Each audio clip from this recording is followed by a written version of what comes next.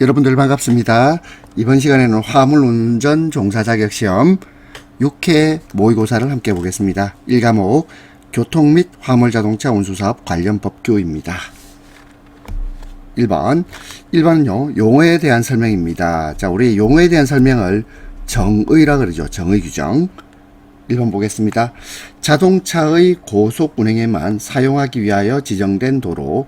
자, 요는요 용어의 설명은 이 설명 속에 용어가 나와 있어요. 한번 볼까요? 자동차의 고속 운행에만 사용하기 위하여 지정된 도로. 뭐겠습니까? 고속도로죠.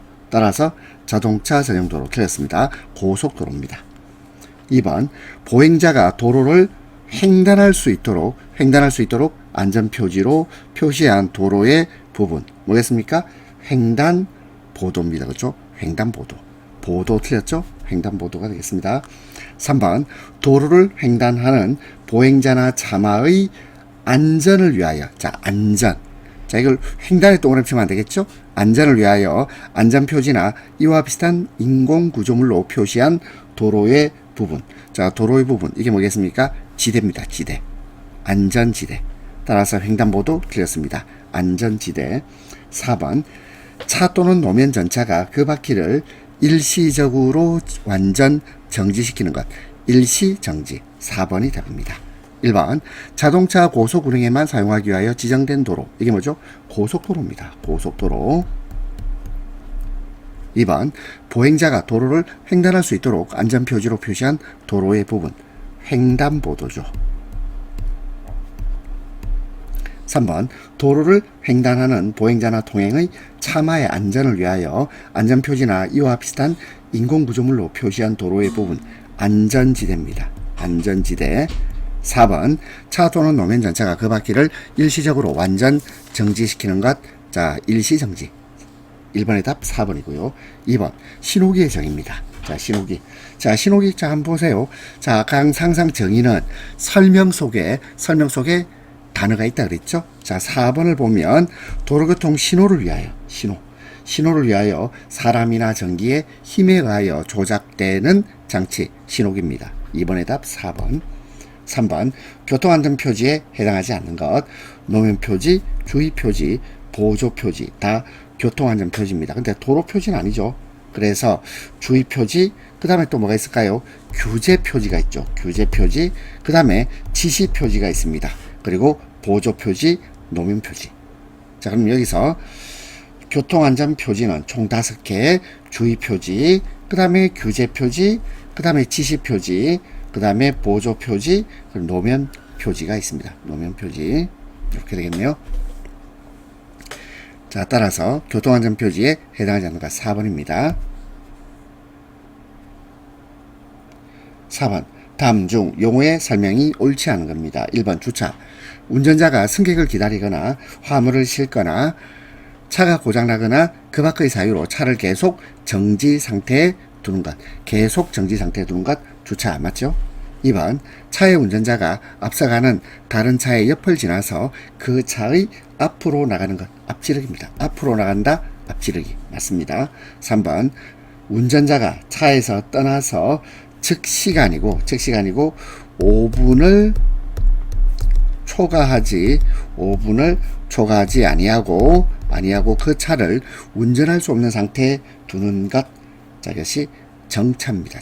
정차는 운전자가 차에서 떠나서 즉시가 아니고 5분을 초과하지 아니하고 차를 운전할 수 없는 상태로 정지시키는 것을 말하죠. 4번 틀렸고 4번 서행은 운전자가 차 또는 노면 전차를 즉시 정지시킬 수 있는 정도의 느린 속도로 진행하는 것. 느린 속도로 진행하는 것을 서행이라고 합니다.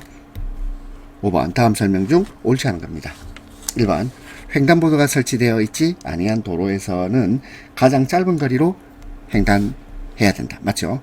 2번 사회적으로 중요한 행사에 따른 행진인 경우에는 도로 중앙을 통행할 수 있죠. 3번 보행자는 신호 또는 지시에 따라 차의 바로 앞이나 뒤로 횡단할 수 있죠. 횡단할 수 있습니다. 신호 또는 지시에 따라서는 차의 바로 앞이나 뒤로 횡단할 수 있답니다.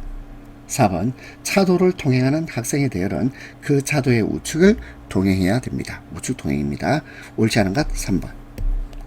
6번 횡단보도 설치 기준입니다. 1번 횡단보도는 육교 지하도 및 다른 횡단보도로부터 200m 이내, 200m 이내에서는 설치하여서는 아니 된다. 1번 맞고, 2번 횡단보도를 설치하고자 하는 장소에 횡단보행자용 신호기가 설치되어 있는 경우에는 횡단보도 표시를 설치합니다. 3번 횡단보도를 설치하고자 하는 도로의 표면이 포장되지 아니한 경우, 도로가 포장되지 않으면 그럼요 횡단보도 표시를 할 수가 없죠. 그렇죠? 포장이 되지 않으면 그때는 횡단보도 표시를 하는 게 아니고 횡단보도 표지판을 설치합니다. 횡단보도 표지판을 설치합니다. 4번 횡단보도에는 횡단보도 표시와 횡단보도 표지판을 설치한다. 맞죠? 따라서 잘못된 것은 3번입니다. 7번 다음 진로 양보 의무 설명 중 옳지 않은 것입니다. 1번 비탈진 좁은 도로에서 자동차가 서로 마주보고 진행하는 경우에는 올라가는 자동차가 양보합니다. 2번 운전자는 뒤에서 뒤따라오는 차보다 느린 속도로 가려는 경우에는 도로의 우측 가장자리로 피하여 진로를 양보해야 됩니다. 3번 좁은 도로에서 사람을 태운 자동차와 동승자가 없는 자동차가 서로 마주보고 진행하는 경우에는 동승자가 없는 자동차가 양보합니다. 4번 통행 구분이 설치된 도로의 경우 뒤에서 따라오는 차보다 느린 속도로 가려는 경우에는 도로의 우측 가장자리를 피하여 진로 양보를 하지 않죠. 진로 양보를 하지 않습니다. 따라서 옳지 않은 것은 4번. 9번 다음 중 서행하지 않아도 되는 장소입니다. 1번 비탈길의 고갯마루 부근 서행해야 됩니다. 그리고 교통정리하고 있는 교차로 이거는 서행하지 않아도 되죠. 그리고 교통정리를 따라주면 돼요. 3번 가파른 비탈길의 내리막 서행하지 않아도 되는 게 아니고 지금 말을 이상하게 했죠. 다시 설명하겠습니다. 서행하지 않아도 되는 장소. 자, 비탈길 고갯마루 부근 이거는 서행을 해야 됩니다. 2번 교통정리를 하고 있는 교차로는 자 그러면 교통정리 따르면 되죠. 서행하지 않아도 됩니다. 맞고 가파른 비탈길의 내리막 이거 서행해야 됩니다. 도로가 구부러진 부근 이것도 서행을 해야 되죠. 답은 2번입니다.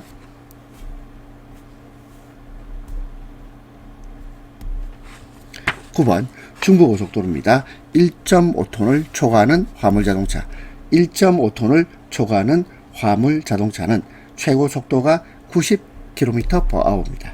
90km/h. 답은 3번. 10번 다음 중 도로 중앙이나 좌측 부분을 통행할 수 있는 경우가 아닌 겁니다. 그러면 도로 중앙이나 좌측 부분을 통행하는 경우는 어떤 경우일까요? 이때는요 우측 부분을 통행할 수 없는 경우, 그리고 우측 부분의 폭이 6m가 되지 아니하는 도로, 그리고 도로가 일방 통행인 경우죠. 자, 그러면 1번 보겠습니다. 도로 중앙 좌측 부분으로 통행할 수 있는 경우가 아닌 것인데요. 일단 도로 중앙 좌측 부분으로 통행할 수 있는 경우는 도로 파손, 도로공사나 그 밖의 장애 등으로 도로의 우측 부분을 통행할 수 없는 경우, 그때는 중앙이나 좌측 부분을 통행할 수 있어야죠. 그 다음에 두 번째, 도로가 일방통행일 때 중앙이나 좌측 부분을 통행할 수 있습니다. 그리고 도로의 우측 부분의 폭이 6m가 되지 아니하는 도로에서 다른 차를 앞지르고자 하는 경우, 이때도 자 중앙이나 좌측 부분을 통행할 수 있습니다. 그리고 4번 폭이 그 차마 통행에 충분하지 아니한 경우는 이게 도로의 좌측이 아니고 우측이라고 해야 되겠죠.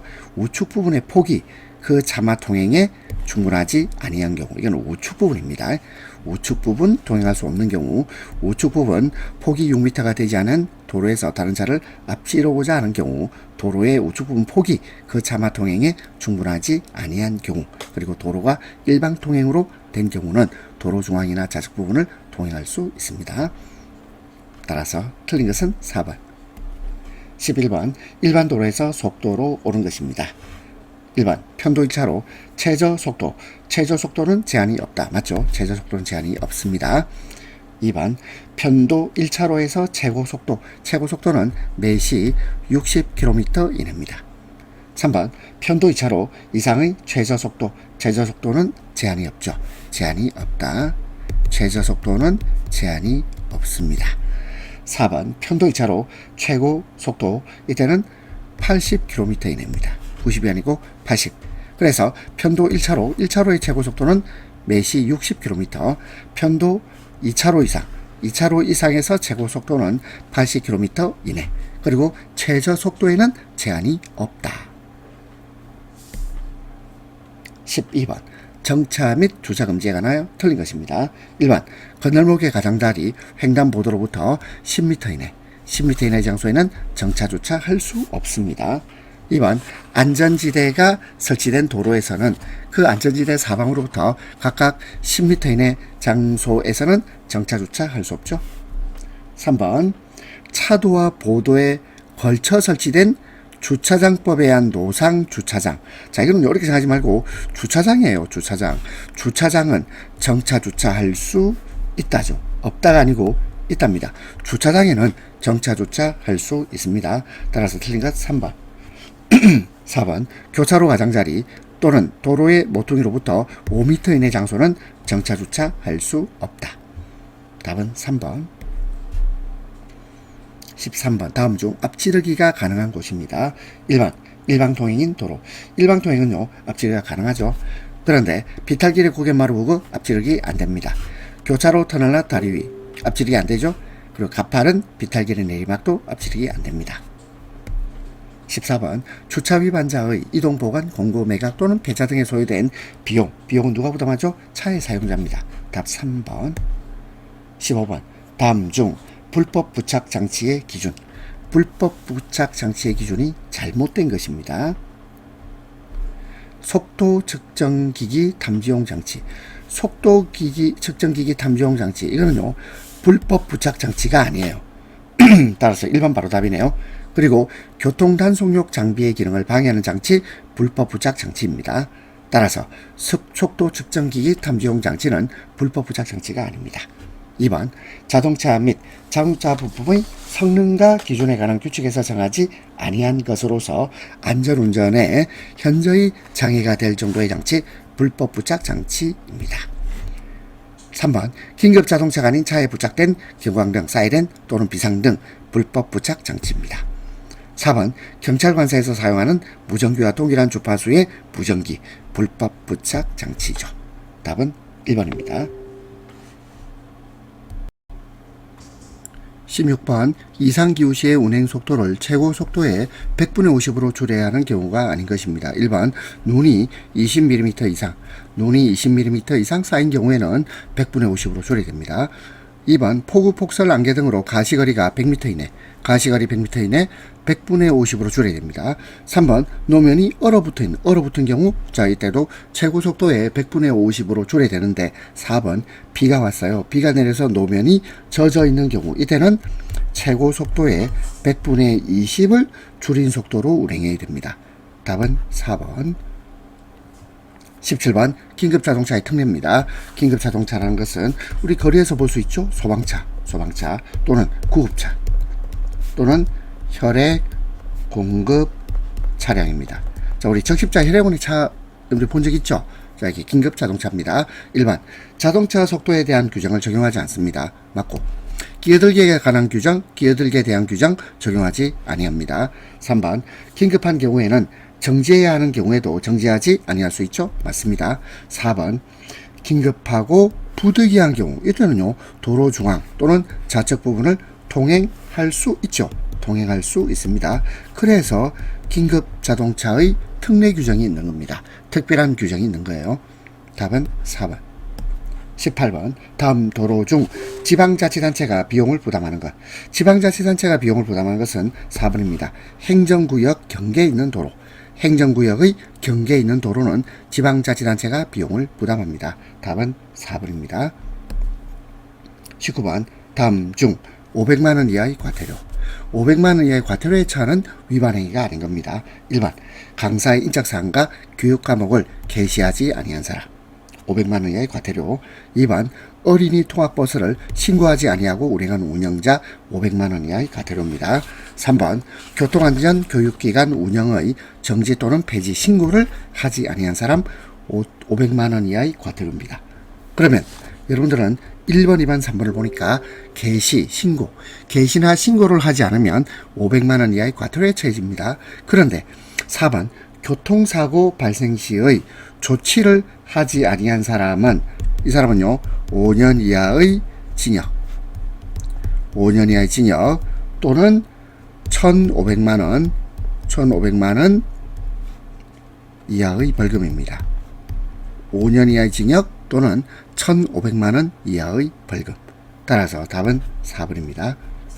20번 다음 중 제2종 보통면허로 운전할 수 있는 차량입니다. 그럼 바로 답 보이죠? 4번입니다. 승차정은 10인 이하, 승합자동차 제2종 보통면허로 운전할 수 있습니다. 21번 1종 보통면허로 운전할 수 없는 차량이에요. 1종 보통면허 운전할 수 없는 차량. 1번 승차정은 15인 이하. 자, 1종 보통면허 맞죠? 원동기 당연히 몰 수 있습니다. 그리고 적재용량 12톤 미만 화물 자동차 모두 1종 보통면허로 운전할 수 있다. 그런데 대형 견인차, 군환차는 이때는 제1종 특수면허가 있어야 됩니다. 대형 견인차나 군환차는 제1종 특수면허 소지자가 운전할 수 있습니다.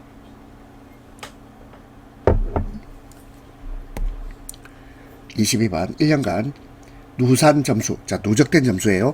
몇 점 이상이면 면허를 취소해야 되죠. 121점 이상이죠. 답은 2번입니다. 121점 이상.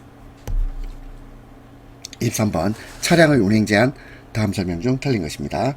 1번 관리청은 천재지변, 기타 비상사태에 있어서 도로의 구조 보존과 통행의 위험 방지를 위하여 필요한 경우 운행을 제한할 수 있죠. 맞습니다. 2번 관리청은 운행 제한에 대한 위반 여부를 확인하기 위하여 차량의 운전자에 대하여 적재량의 측정 및 관계서류 제출을 요구할 수 있습니다.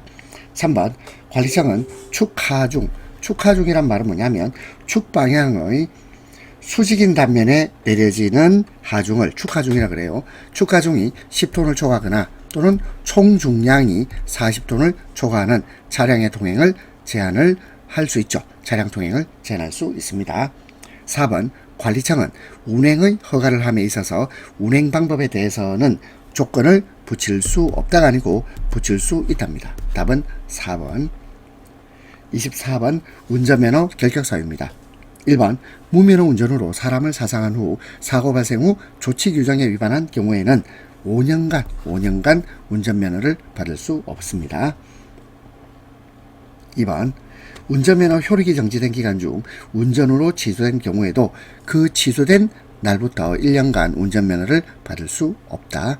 4번 운전면허 효력 정지 처분을 받고 있는 경우, 효력 정지란 말은요 운전면허의 효력이 정지된다. 운전면허가 없는 거나 다름없어요. 그래서 이때는요 4년간이 아니고 그 정지 처분 기간 동안에는 운전면허를 받을 수 없습니다. 4번 음주운전으로 2회 이상 교통사고를 일으킨 경우에는 운전면허가 취소된 날부터 3년간 운전면허를 받을 수 없죠. 답은 3번입니다.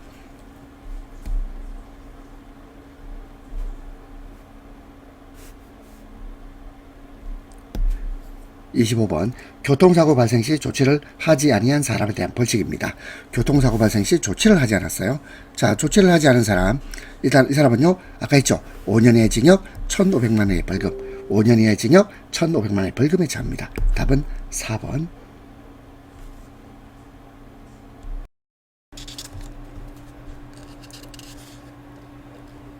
두 번째 과목 화물 취급 요령입니다. 1번 보겠습니다. 운송장 기재 시 유의사항으로 틀린 것입니다. 1번 고가품. 자, 가치가 높은 물건에 대해서는 그 품목과 물품 가격을 정확히 확인하여 기재하며 할증료를 청구한다. 그렇죠? 할증료입니다. 자, 두 번째 파손, 부패, 변질 등 문제의 소지가 있는 물품의 경우는 면책 확인서. 자, 책임지지 않는다 이 말이죠. 면책 확인서를 받습니다. 3번 상간 오지. 오지란 말은요 육지로부터 멀리 떨어진 내륙지역을 말하죠. 상간 오지. 그리고 섬지역, 등에서는 배달 불가 사항을 미리 밝힌다. 그렇지 않고 이것은요 지역의 특성을 고려하여 배정 예정일을 정합니다. 배달 불가 이렇게 말하지는 않습니다. 그래서 상간오지 섬지역은 지역 특성을 고려해서 배달 예정일을 정합니다. 4번 보조 송장도 주 송장과 같이 정확한 주소와 전화번호 이거 기재해야 됩니다. 답은 3번. 2번 화물 취급 전의 준비사항이 아닌 것입니다.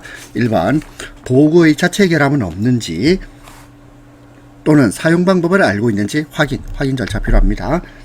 2번 취급할 화물의 품목별, 포장별, 비포장별, 산물, 분탄, 유해물 등에 따른 취급 방법 및 작업 순서를 사전에 검토합니다. 3번 유해, 유독 화물 확인을 철저히 하고 위험에 대비한 약품 세척 용구 등을 준비합니다. 4번 위험물, 유해물 취급할 때에는 보호구를 착용해야 하죠. 보호구 착용. 그리고 안전모도 반드시 착용합니다. 그렇죠? 탈착할 수 있다 이게 아니고 안전모도 착용해야 한다. 착용해야 합니다. 따라서 4번 틀렸고요. 3번 화물 자동차 화물 적재 요령으로 옳지 않은 것입니다. 1번 안전기준을 넘는 화물을 수송 시는 화물의 끝에 빨간 헝겊의 표지를 부착합니다.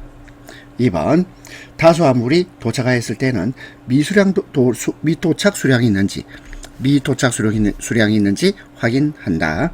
3번 중량 화물, 자 무거운 물건이죠. 중량 화물은 적재한 별도 공간에 위치하도록 한다. 그렇지 않고요. 적재한 별도 공간에 위치하는 것은 중량 화물이 아니고 취급주의 스티커 부착 화물입니다. 취급주의 스티커 부착 화물은 적재한 별도 공간에 위치하도록 합니다. 4번 긴급을 요하는 화물, 부패성 식품 등은 우선적으로 배송될 수 있도록 쉽게 꺼낼 수 있게 적재하지요. 답은 3번입니다. 4번 특별 품목에 대한 포장 유의사항으로 틀린 것입니다. 1번 병제품의 경우 가능한 플라스틱 병으로 대체하거나 깨지지 않겠죠. 그리고 병이 움직이지 않도록 포장재를 보강하여 낱개로 포장한 뒤 박스로 포장하여 지파합니다. 자, 지파란 말은 물건을 한 곳으로 모은다 이 말이죠. 지파합니다. 2번 휴대폰 및 노트북 등 고가품의 경우 내용물이 파악되지 않도록 별도의 박스로 이중포장한다. 3번 손잡이가 있는 박스 물품의 경우는 손잡이를 앞으로 접어 사각이 되도록 한 다음 테이프로 포장합니다. 4번 가방류, 보자기류 등의 경우 풀어서 내용물을 확인할 수 있는 물품들은 개봉한 채로, 이게 틀렸죠? 개봉한 채로가 아니고 개봉이 되지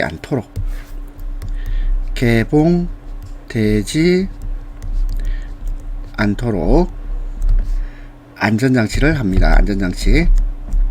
안전장치를 하고 박스로 이중 포장하여 지파한다. 따라서 답은 4번입니다. 5번 포장화물의 표면에 기입하는 특정한 기호, 번호, 목적지, 취급상의 문구를 총칭해서 뭐라 그러죠? 자, 이것을 shipping 마크 또는요 카고 마크라 그래요. shipping 마크나 카고 마크 이걸 뭐라고 번역하죠? 이걸 하인이라 그래요. 하인. 따라서 답은 1번입니다. 6번 차량 내 적재 작업 시 적재 방법이 아닌 것입니다. 1번 적재 후 밴딩 끈을 사용할 때 견고하게 묶여졌는지 여부를 항상 점검해야 합니다. 2번 트랙터 차량의 캡과 적재물의 간격을 60cm 이상, 이게 틀렸죠. 60cm가 아니고 120cm입니다. 120cm 이상으로 유지해야 한다. 3번 적재함의 문짝 또는 인글고리는 결함이 없는지 확인한다.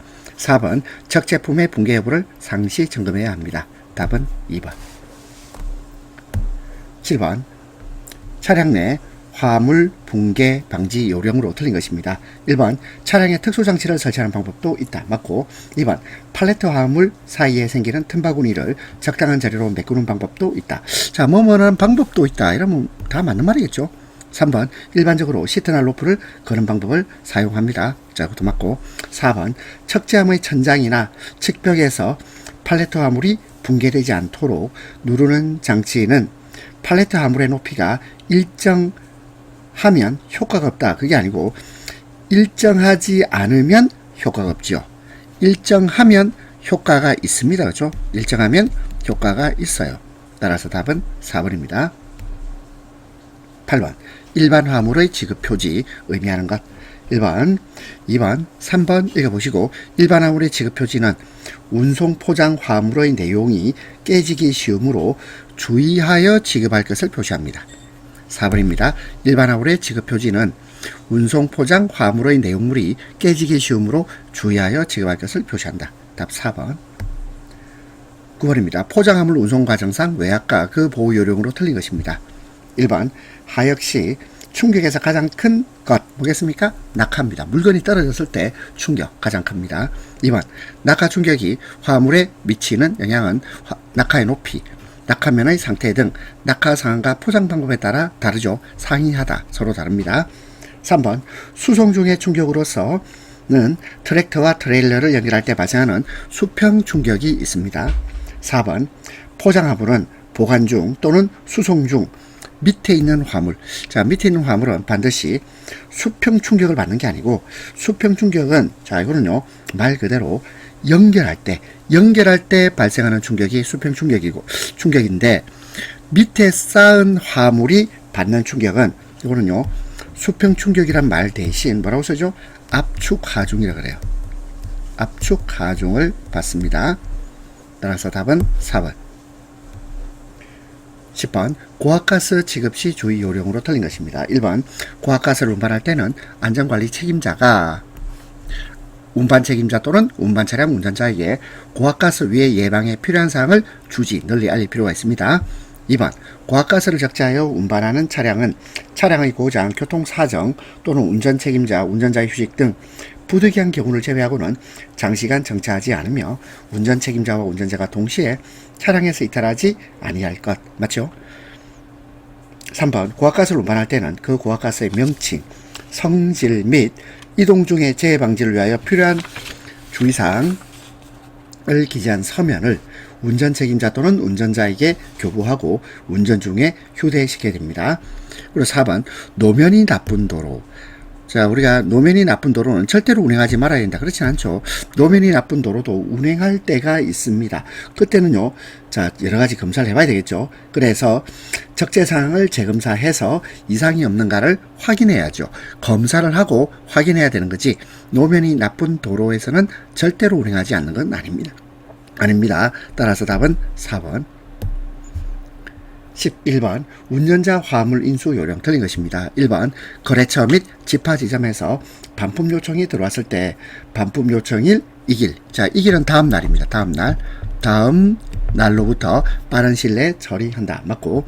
2번 항공을 이용한 운송 시 항공료가 착불일 때, 이때는요 합계란에 항공료 착불이라고 기재하는 게 아니죠. 어떻게 됩니까? 기타란, 합계란이 아니고 기타란입니다. 기타란에 항공료 착불이라고 기재합니다. 그리고 합계란은요 비워둬요. 공란으로 비워둡니다. 3번 인수집화 예약은 반드시 접수대장에 기재합니다. 누락되는 일이 없도록 한다. 4번 신용업체의 대량 화물 집화할 때 수량 착오가 발생하지 않도록 최대한 주의하여 운송장 및 보조송장을 부착하고 반드시 박스 수량과 운송장에 기재된 수량을 확인합니다. 답 2번. 12번 차량의 안전운행을 위하여 고속도로 순찰대와 협조하여 차량 호송을 실시토록 하는 기준으로 틀린 것입니다. 1번 구조물 통과 하중 계산서를 필요로 하는 중량 제한 차량. 2번 운행상 호송이 필요하다고 인정되는 경우. 3번 주행속도 50km/h 미만인 차량. 자 1번 2번 3번 다 맞고요.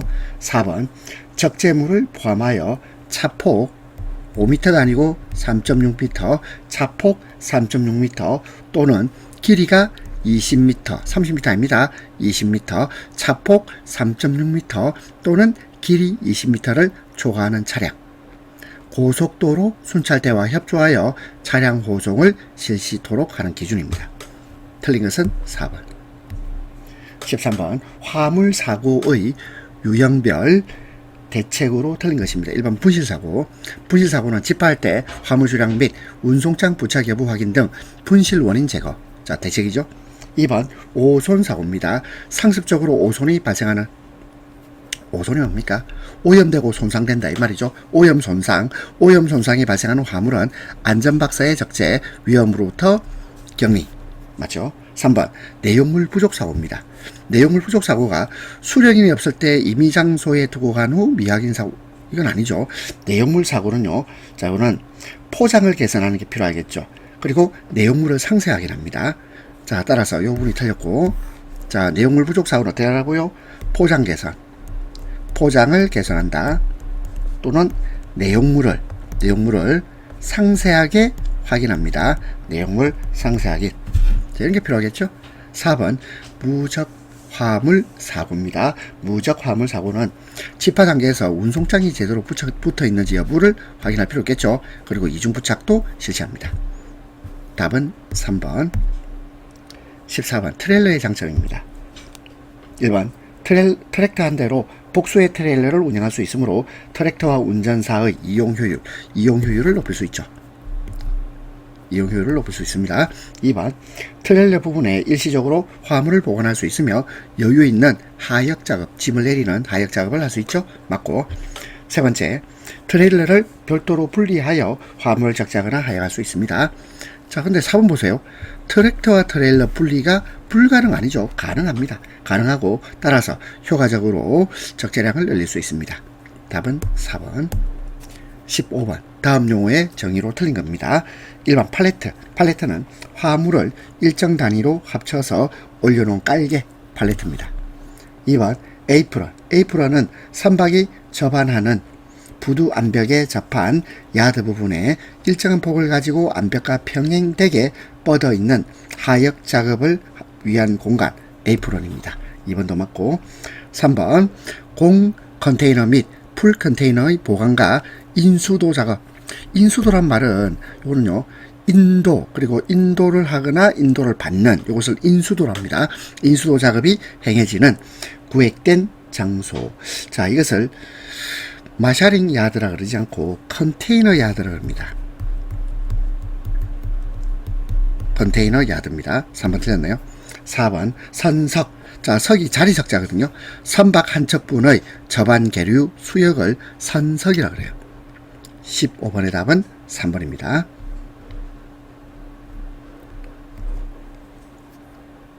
자, 세 번째 과목 안전운행입니다. 1번 운전 중 운전자의 착각. 운전자의 착각은요, 원근. 자, 거리에 멀고 가까움에 원근의 착각이 있습니다. 그 다음에 경사의 착각이 있고 또 속도의 착각이 있죠. 근데 시간의 착각은 운전 중 운전자 착각이 아닙니다. 우리가 운전자의 착각은 크기, 경사, 속도, 원근, 상반의 착각, 이런 것들이 있어요. 시간의 착각은 포함되지 않는다. 2번 다음 중 사고율이 가장 낮은 노면입니다. 이건 건조한 거죠. 건조 노면. 그러면 가장 사고율이 높은 건 뭘까요? 결빙 노면은 사고율이 가장 높지요. 가장 높습니다. 결빙 노면은 사고율이 가장 높고 가장 낮은 것은 건조 노면. 답 4번. 3번 어린이 교통안전 지도 요령에 대한 설명 중 옳지 않은 겁니다. 1번 교통량이 빈번한 도로나 건널목 등 위험한 곳에서 혼자 놀게 해서는 안 되죠. 1번 맞고 상식으로 접근하면 되겠습니다. 2번 어린이가 유치원이나 학교에 갈 때는 시간 여유가 있게 보내며 잃어버린 물건이죠. 잃어버린 물건이 없도록 준비해줍니다. 3번 횡단 방법이 몸에 뵐 때까지 되풀이하여 지도하고 모범을 보여야 되고. 4번 어린이와 함께 갈 때 어린이는 차도 쪽 아닙니다. 보호자가 차도 쪽이죠. 어린이는 길 가장자리 쪽입니다. 길 안쪽이죠. 자, 이거 자리를 바꿔야 되겠네요. 어린이는 길 안쪽, 길 가장자리 안쪽, 그리고 보호자는 차도 쪽이 되겠습니다.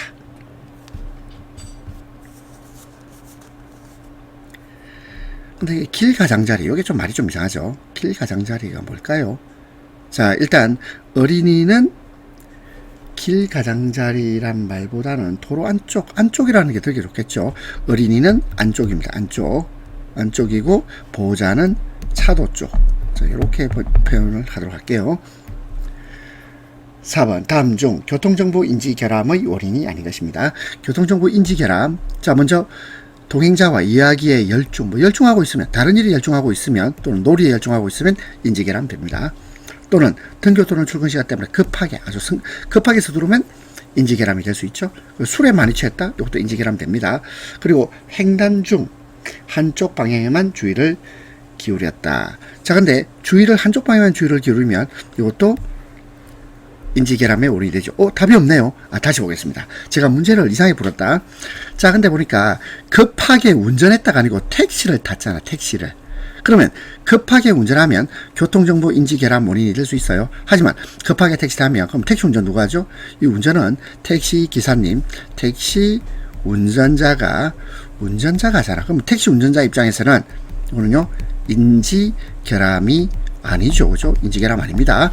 따라서 답은 2번. 자, 이거 이해되죠? 자, 그 다음에 이제 5번 보겠습니다. 다음 중 자동차의 점등, 점화, 시동, 발전 또는 충전 등의 장치. 이거 전기 장치입니다. 전기 장치. 49번 자동차 운전석에서의 점검사항으로 바라지 못한 겁니다. 1번 주차 제동 레버 당김 상태. 자, 점검해 볼 필요 있습니다. 속도계 등 각종 계기판 점검해 보죠. 클러치와 브레이크 점검해 봅니다. 근데 4번에 배터리 전해액의 양가 비중. 요거는요, 운전석에서 점검할 수 있는 사항이 아닙니다. 요거는 엔진룸의 점검 사항입니다. 답은 4번. 7번 수막 현상의 예방 대책입니다. 수막 현상 예방 대책. 첫 번째, 배수 효과가 좋은 타이어를 사용하면 되겠습니다. 그리고 마모된 타이어를 사용하지 않습니다. 그러니까 타이어에 문제가 있을 수 있고요. 그 다음에 세 번째, 공기압은 조금 낮게가 아니고 높게입니다. 공기압을 높게 하면 수막 현상을 대비할 수 있죠. 3번 틀렸고, 4번 고속으로 주행하지 않습니다. 수막 현상의 예방 대책이 된다. 8번 커브 지점 주로 발생하는 사고 유형입니다. 커브 지점에서는요, 자, 이건 서로 간에 정면 충돌 사고가 많이 일어나죠. 답 3번입니다. 왜냐하면 커브 지점에서 왼쪽으로 회전하는 차량이 커브 지점의 중앙선을 침범해요. 그러니까 결국 커브 지점에서는 중앙선 침범으로 인한 서로 충돌, 그렇죠? 정면 충돌 사고가 일어날 가능성이 높습니다. 따라서 답은 3번. 9번 교차로에서의 사고 발생 유형이 아닌 것입니다. 자, 우리 교차로에서 사고 발생 유형. 자, 사고는요, 일단 교차로 진입 전 이미 황색 신호임에도 무리하게 통과를 시도합니다. 2번 정지 신호임에도 불구하고 정지선을 지나서 교차로에 진입하거나 또 무리하게 통과를 시도하는 신호 무시. 3번 앞쪽 또는 옆쪽 상황에 소홀히 했어요. 진행 신호로 바뀌는 순간 급출발. 그리고 4번 신호등이 없는 경우. 신호등이 없다고 해서 사고 나는 건 아닙니다. 그리고 통행 우선순위에 따라서 통행하면 사고 발생이 생길 수가 거의 없겠죠. 답은 4번입니다.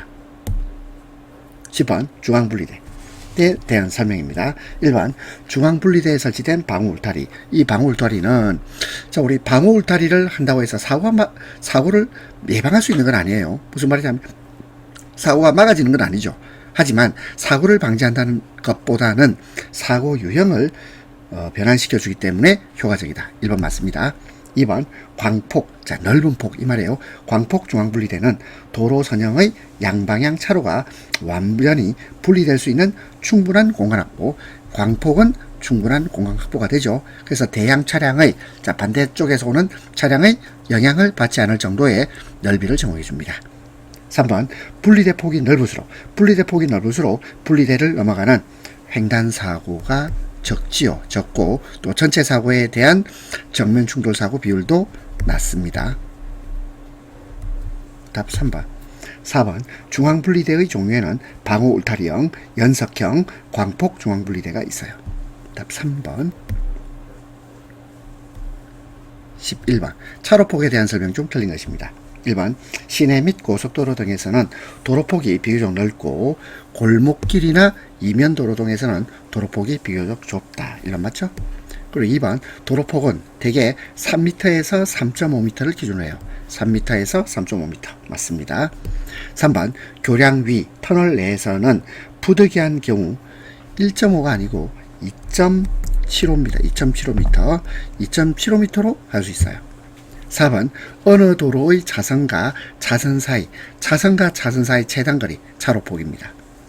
따라서 틀린 것은 3번. 12번 커브길에 대한 설명으로 틀린 것입니다. 1번 곡선 반경이 짧아질수록 곡선 반경이 짧아지면 급한 커브길이 돼요. 2번 곡선부의 곡선 반경이 길어질수록, 그럼 곡선 반경이 길어지면 완만한 커브길이 됩니다. 1번, 2번 다 맞죠? 3번 커브길은 도로의 왼쪽 또는 오른쪽으로 굽은 곡선부를 갖는 도로의 구간, 커브길입니다. 3번 맞고, 4번 커브길은 직선도로보다 교통사고 위험이 적은 게 아니고 크죠. 답은 4번. 13번 철길 건널목에서의 안전운전 요령으로 옳지 않은 겁니다.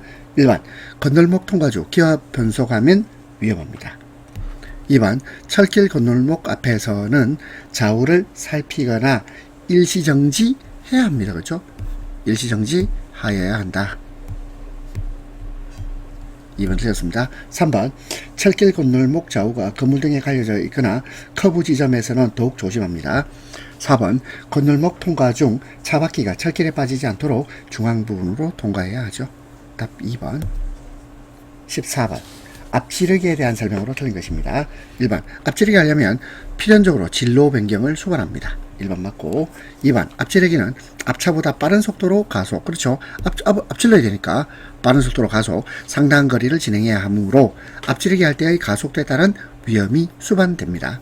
3번 앞지르기란 뒷차가 앞차의 좌측면을 지나, 좌측면이죠, 좌측면을 지나 앞차의 앞으로 나아가는 것을 말하고요. 4번 진로 변경, 진로 변경은 동일한 차로로 진로 변경 없이 진행하는 경우에 비하여, 자, 우리 진로 변경하고 그리고 진로 변경 없이 진행하는 경우하고, 진로 변경이 사고의 위험이 낮은 것이 아니라 사고 위험이 높지요. 높다.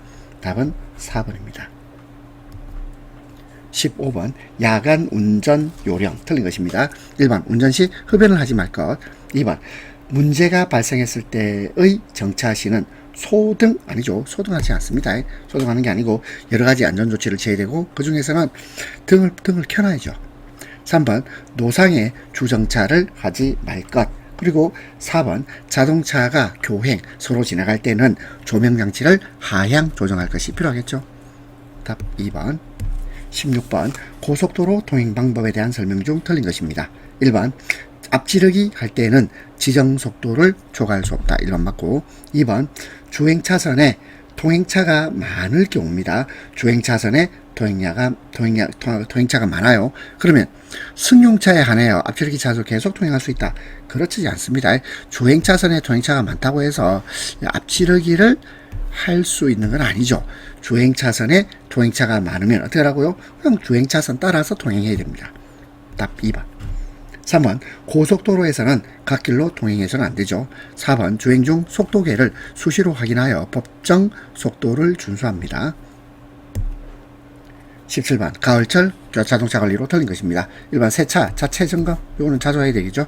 꼭 가을철이 아니더라도 세차와 자체 점검 해야 됩니다.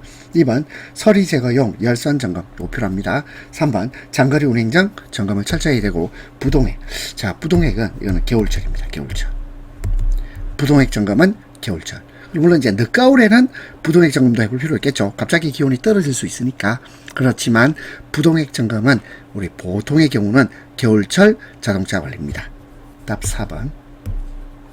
18번 여름철 안전운전 요령입니다. 1번 비에 젖은 도로를 주행할 때는 건조한 도로에 비해서 마찰력이 떨어져 미끄럼에 의한 사고 가능성이 있으므로 감소 운행 해야 한다. 맞고, 2번 에어컨을 제대로 켜서 실내에 더운 공기가 빠져나간 다음에 운행하는 것이 좋다. 2번 맞고, 3번 주행 중 갑자기 시동이 꺼졌을 때는 운전을 멈추고 견인한다. 그렇지 않죠. 갑자기 시동이 끄지 못할까요? 이때는요 자동차를 길 가장자리로 옮깁니다. 그리고 열을 식히죠. 열을 식히고 다시 재시동을 걸어봅니다. 그렇게 해야지 주행 중 시동이 꺼졌다고 해서 무조건 견인하는 건 아니에요. 답 3번. 4번 출발하기 전에 창문을 열어 실내의 더운 공기를 환기시킵니다. 답 3번입니다. 19번 가스에 차량에 고정된 탱크의 운행 방법이 아닌 것입니다. 차량에 고정된 탱크 운행 방법. 1번 가스를 이송한 후에도 탱크 속에는 잔료가스가 남아있죠. 내용물이 적재된 상태와 동일하게 취급한다. 1번 맞습니다. 2번 터널에 진입하는 경우 전방에 이상 사태가 발생하지 않았는지 표시 등을 확인하면서 진입합니다. 3번 철도 건널목을 통과하는 경우는 건널목 앞에서 일시정지하고 열차가 지나가지 않는가를 확인합니다. 4번 차를 수리할 때는 반드시 사람의 통행이 없고, 요까지 말이 되죠. 사람이 잘 안 다니고, 그럼 밀폐가 아닙니다. 이건 개방된 장소죠. 그렇죠? 개방된 장소에서 해야 됩니다. 통풍이 잘 된 개방된 장소에서 합니다. 답은 4번. 20번 다음 설명 중 틀린 것입니다. 1번 갓길이 넓으면 차량의 이동 공간이 넓고 시계가 넓죠. 그리고 고장 차량을 주행차로 밖으로 이동시킬 수 있기 때문에 안전성이 크다. 그렇습니다. 갓길이 넓으면 안전성이 크다. 2번 교통량이 많고 사고율이 높은 구간의 차로폭을 규정 범위 이내로 넓히면, 자, 우리 차로폭을 넓히면 사고율은 감소하죠. 3번 갓길은 포장된 노면하고 토사나 자갈 잔디하고 어느 쪽이 더 안전할까요? 요는 포장된 노면이 토사나 자갈 잔디보다 안전하죠. 포장된 노면이 더 안전합니다. 4번 차도와 갓길을 구획하는 노면 표시하면 교통사고는 감소하죠. 따라서 답은 3번이에요. 21번 가을철 안전운전 요령으로 틀린 것입니다. 1번 행락철. 자, 행락철은 뭐냐면 갈행자, 즐거울 락자. 자, 행하되 즐겁게 행한다. 자, 논다 이 말이죠. 재밌게 논다 이 말이에요. 그러면 행락철인 가을에는 과속을 피하고 교통법규를 준수해야 되고, 2번 늦가을에 안개가 끼면 노면이 동결되는 경우가 있는데, 이때는 급 핸들 조작, 급 브레이크 조작 상가죠. 하지 않습니다. 3번 안개 지역에서는 처음부터 속도를 떨어뜨려서 감속 운행합니다. 4번 경운기 옆을 지나갈 때 이건 지금 경적을 울려야죠. 울려야 한다. 경적을 울려서 주의를 줘야 됩니다. 답은 4번. 22번 운전 상황별 방어 운전 요령 틀린 것입니다. 1번 대형차가 교차로를 완전히 통과한 후 좌회전한다. 1번 맞고, 2번 꼭 필요한 경우에만 조랍니다. 3번 필요한 경우가 아니면 중앙의 차로를 주행하지 않습니다. 4번 미끄러운 노면에서는 차가 완전히 정지할 수 있도록 급제동. 자, 급제동하면 안 되겠죠. 안 됩니다. 급제동하지 않습니다. 왜요? 급제동하면 차가 뺑뺑 돌아요. 회전하기 때문에 급제동하지 않도록 하는 게 좋겠습니다. 답 4번. 23번 위험물의 운반 방법으로 틀린 것입니다. 1번 그 위험물에 적응하는 소화 설비를 설치할 것. 2번 일시 정차 시는 안전한 장소를 택하여 안전에 주의할 것. 3번 지정 수량 이상의 위험물은 절대로 운반하지 않는다. 그건 아니죠. 자, 그래서요, 만약에 지정 수량 이상의 위험물을 운반할 때에는 표지를 게시할 것이 필요하겠죠. 표지를 게시합니다. 지정 수량 이상의 위험물은 요는요, 보기 쉬운 곳에 표지를 게시할 것. 4번 마찰 및 흔들림을 일으키지 않도록 운반할 것. 따라서 위험물 운반법으로 틀린 것은 3번. 24번 철길 건널목의 안전운전 요령입니다. 1번 건널물 앞쪽이 혼잡하여 건널목을 완전히 통과할 수 없게 될 염려가 있을 때는 진입하지 않습니다. 2번 건널목 통과 시 기어 변속하지 아니한다. 기어를 변속하지 아니한답니다. 답 2번. 3번 건널목 건너편의 여유 공간을 확인한 후 통과합니다. 4번 일시정지 후 좌우의 안전을 확인합니다. 답 2번. 25번 차로폭에 따른 사고 위험에 대한 설명 틀린 것이에요. 1번 차로폭이 좁은 경우는, 자, 보도차도 분리시설이 미흡하죠. 2번 차로폭이 넓은 경우 제한속도를 초과한 과속 사고의 위험이 있습니다. 3번 차로폭이 넓은 경우 운전자가 느끼는 주관적 속도감이 실제 주행 속도보다 낮게 느껴지죠. 4번 차로폭이 좁은 경우 사고의 위험성이 낮다가 아니고 높답니다. 답은 4번.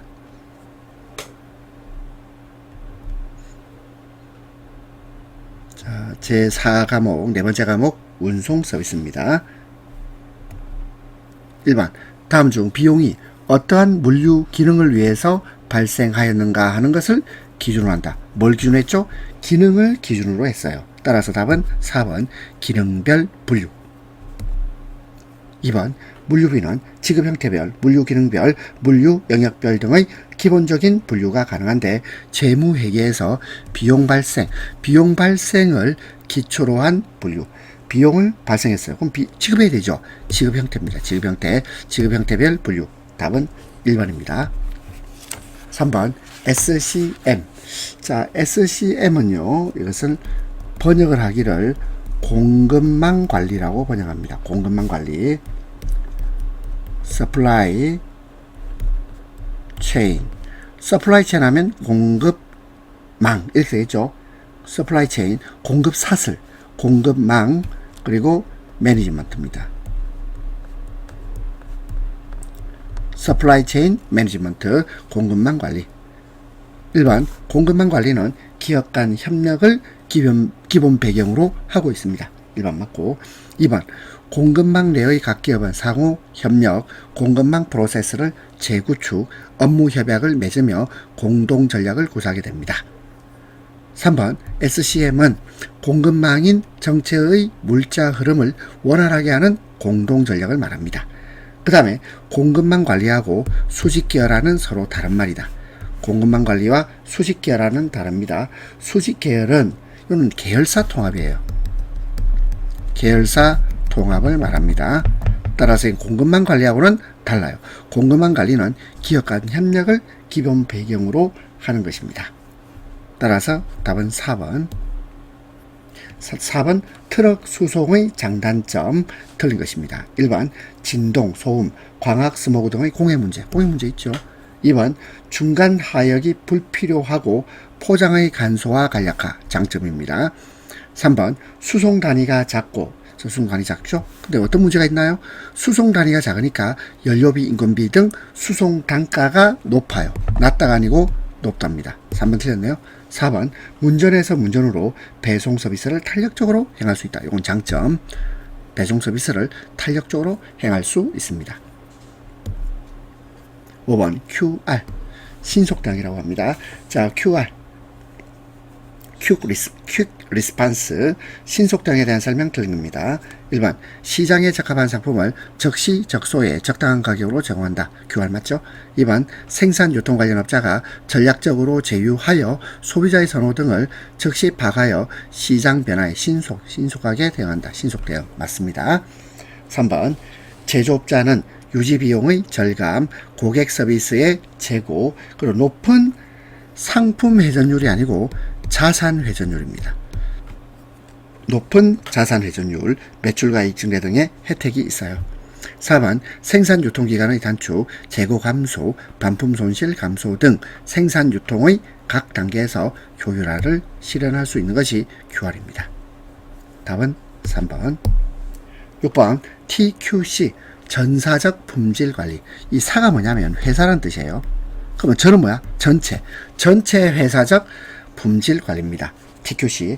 1번 TQC는 제품이나 서비스를 만드는 모든 작업자가 품질에 대한 책임을 나누어 갖는다는 뜻이에요. 2번 불량품을 원천에서 찾아내고 바로잡기 위한 방안입니다. 작업자가 품질에 문제가 있는 것을 발견하면 생산 라인 전체를 중단시킬 수 있습니다. 생산 라인 전체를 중단시킬 수 있다.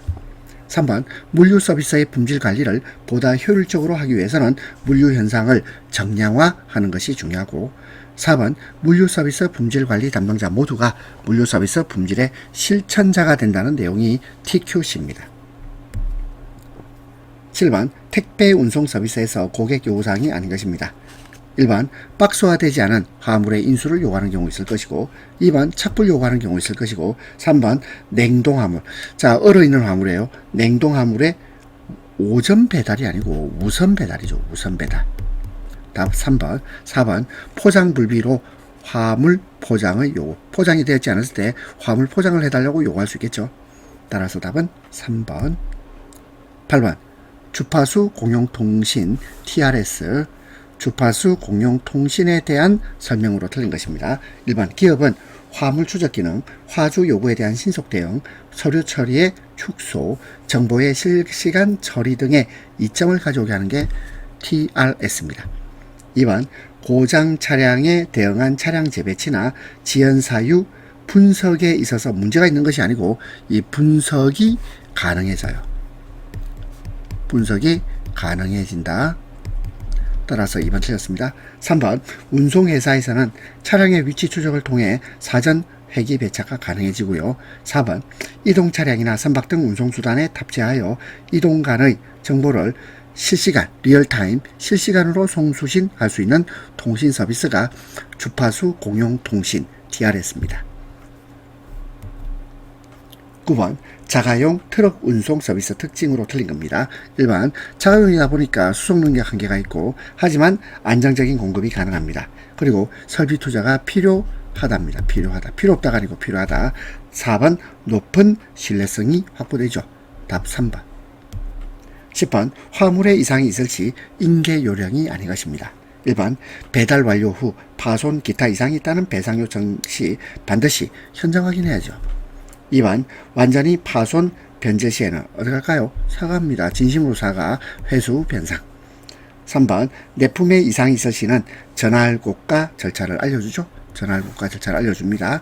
그리고 4번 약간의 문제가 있어도 반드시 반품 변상 처리. 그렇지는 않습니다. 반드시는 아니에요. 문제가 있으면 어떡하죠? 약간의 문제는 잘 설명해서 이용하도록 하는 거죠. 반드시 반품 변상 처리는 아닙니다. 11번 택배 화물 배달 요령 아닌 것이에요. 1번 우선적으로 배달해야 할 고객의 위치를 표시합니다. 2번 배달표에 나타난 주소대로 배달할 것을 표시하고 3번 관내 상세 지도를 소지할 필요가 있습니다. 자, 자기가 관할하고 있는 그 지역 내에 상세 지도를 소지할 필요가 있답니다. 4번 순서에 입각하여 배달표를 정리합니다. 자, 답 3번. 12번 운송 합리화 방안 중 적기 운송, 운송비 부담의 완화에 대한 내용이 아닌 것입니다. 1번 공차 운행으로 발생하는 비효율을 줄이기 위해서 주도 면밀한 운송 계획을 수립한다. 자, 이것은 공차율의 최소화를 말합니다. 공차율의 최소화. 따라서 답 1번. 2번 적재율 향상을 위해서 제품의 규격화, 적재 품목의 혼재를 고려한다. 그렇습니다. 3번 공장과 물류 거점 간의 간선 운송이나 선적지까지 공장에서 직송하는 것이 효율적입니다. 4번 출하 물량 단위의 대응화와 표준화가 필요합니다. 13번 고객 부재 시의 요령으로 틀린 것입니다. 1번 대리인 인계가 되었을 때는 귀점 중 다시 전화로 확인, 귀점 후 재확인. 그렇습니다. 1번 맞고. 2번 대리인 인수 시는 전화로 사전에 인수자를 지정받도록 해야 합니다. 3번 밖으로 불러냈을 때는 반드시 죄송하다는 인사를 하고요. 4번 반드시 방문시간, 송화인, 화물명, 연락처 등을 기록하여 문 밖에 부착. 이게 틀렸죠. 문 밖에 부착이 아니고 문 안에 투입을 합니다. 문 안에 투입을 하는 거죠. 문 틈 사이로 살짝 끼우면 되잖아요. 답은 4번. 14번 기업 물류에 대한 설명 틀린 것입니다. 1번 기업 물류의 주 활동에는 대고객 서비스 수준, 수송, 재고관리, 주문처리 등이 포함되죠. 1번 맞고. 2번 일반적으로 물류 활동의 범위는 물적 공급 과정과 물적 유통 과정, 이걸 우리가 일반적으로 물류 활동의 범위라고 합니다. 3번 기업에 있어서의 물류 관리는 소비자의 요구와 필요에 따라 효율적인 방법으로 재화 서비스를 공급하는 것이고요. 4번 물류 비용은 소비자에 대한 서비스 수준에 비례해서 증가합니다. 감소가 아니고 증가가 되겠습니다. 답 4번. 15번 제3자 물류 TPL. 자, TPL은 third, 세 번째라는 뜻이고요. party, 그리고 logistics. third party logistics입니다. 제3자 물류 TPL. 그러면 TPL이 말하는 것은 이 기업이 물류 업무를 누구한테 위탁하는 거죠? 외부 전문업체입니다. 제3자. 기업이 제3자에게 물류를 위탁을 해요. 물류를 위탁합니다. 그럼 이 제3자가 뭐가 되는 거죠? 이것이 외부 전문 업체입니다. 외부 전문 업체에 맡기는 거예요. 우리가 아웃소싱 한다 이런 말을 쓰잖아요. 그러면 뭘 맡기는데? 물류 활동을 맡기는 거예요. 물류를 위탁하는 겁니다. 그러면 1번 고객을 위한 배송 기능 있습니다. 근데 금융조달, 돈을 빌려주는 건 아니에요. 금융조달 기능은 아닙니다. 3번 고객을 위한 조달 기능, 고객을 위한 재고관리 기능, 제3자 물류가 수행하는 기능이라고 볼 수 있습니다.